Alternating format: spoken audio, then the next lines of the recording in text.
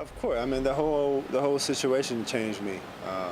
In a situation where it's just kind of I had to lock in on myself, channel and really know who I'm, surrounding myself with, and just really who's going to be there and support me, even when I'm at my lowest point. And the last 2 years was definitely my lowest point of my life, but that's part of life. And I just go from it. I learn from it. I continue to move forward and push forward and continue to show my real character, my real personality, and who I am. When I was a young kid, I didn't think of the NFL. I didn't know I was going to make it out of high school. My mom being sick and having tongue cancer and not being able to eat solid food ever again. Not having a father figure in my life ever. Probably 27 years, only seeing him 4 times. Different stuff like that is things that people don't really get to hear about. Especially the last 2 years being, the media directing and narrating something else. It's been kind of overshadowed. So having the opportunity to tell that story in front of those guys and look those teammates in their eyes and be able to touch them and let them know how, why I am who I am, is definitely impactful.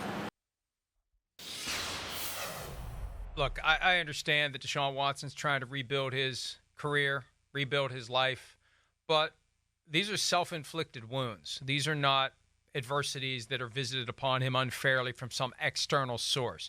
And the idea that it's a media-created narrative, no, it's not. The NFL found that he engaged in sexual misconduct during massage therapy sessions. You can call it allegations if you want. You can deny it if you want. The NFL found through its process that involves an independent judge who heard the evidence and made the decisions that it happened. This isn't some bad luck. This isn't some persecution. This isn't a hoax, a word that we hear all the time nowadays. This is real. It's not a witch hunt. It happened. So I still want to see a little remorse.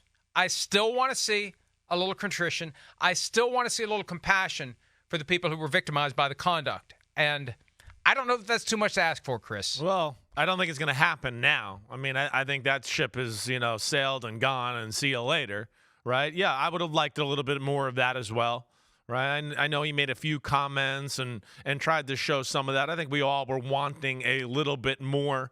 It's a tough situation. I'm going to be very intrigued to see how Deshaun Watson, handles everything this year.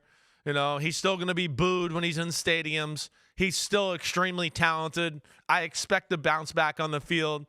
The one thing I will say, too, though, is I don't know, will we ever see the old Deshaun Watson, right? I mean, I watch that there. I see him, in any other interview. He's scarred. He's not the same charismatic, lovable guy that he was before this. And maybe I look at him differently because this happened, but I also think that, there's a little bit of an anger in him that I sense sometimes about this whole situation, and I think you can even sense it there. And, this is still something he's going to have to fight with mentally, and he's going to have to deal with when he's on road football games, and fans are going to be yelling crazy stuff at him. We heard it last year at a preseason game in Jacksonville, and I assume there's always going to be a percentage of the fans at the road stadiums that are letting him hear it. It is not something that is ever going to go away. And the bottom line is this. He was spectacular 3 years ago, the last time we saw him play a full season. What will he be in 2023? And what will the Browns be? That's the great unknown for me in the NFL. I don't know what the Browns are going to be, and so much of it is driven by what Deshaun Watson is going to be. And this is year 2 of a 5-year contract that pays him $45 million, fully guaranteed each and every year. And one of the reasons he didn't get suspended for a full year in 2022, and people around the league firmly believe this, that some of the owners did not want the Browns to have the benefit of kicking the entire contract back by a year. They wanted to force the Browns to burn off year 1 of 5 years. So year 1 is gone.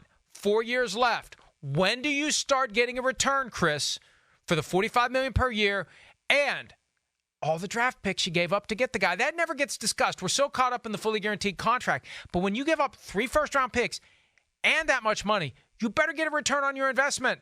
This is the year it's got to start, or it's going to look like the Browns made a mistake. Yeah, no, you're exactly right. It's a big year. It's a big year for the whole organization. I think there's pressure on everybody. Watson, Stefanski, the whole crew. Their team as we've talked about really over the last 2 years, they got a lot of they got a playoff caliber roster. But there's things that we got to see. Can Jim Schwartz boost the defense up and make them a little bit better or more dominant and consistent on that side of the football? We know the offense has got some pieces and some parts, right?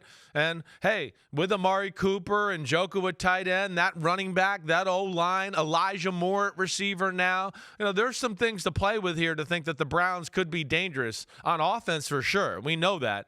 And then defense, can they be a force too? They certainly wouldn't be a shock if we were sitting here in December. We're going, man, the Browns are going to go to the playoffs. I think we both look at it and go, yeah, there's talent on this team for them to be in that dance. We'll just see if they can make it all work here. Chris, I also won't be shocked if they finish fourth in the division. I know. That's between exactly the Ravens, right. the Bengals, and the Steelers, who I will never say, on paper, the Steelers are the worst team in the division. Well, Mike Tomlin doesn't play games on paper, and the Browns could end up in fourth place. Hi, it's Mike Florio. Thanks for watching PFT on YouTube. Hit subscribe for the latest news and analysis from Pro Football Talk.